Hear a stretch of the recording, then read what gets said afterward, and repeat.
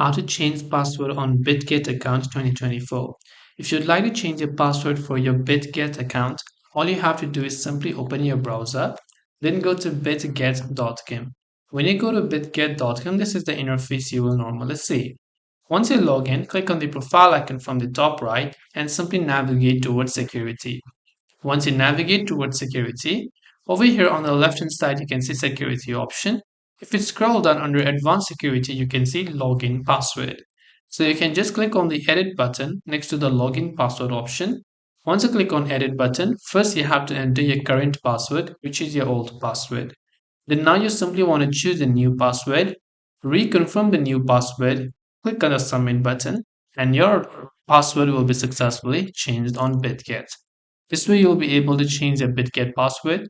I hope that this video really helped you. If you have got any further questions, feel free to leave them down below. Thank you for watching and see you soon in the next video.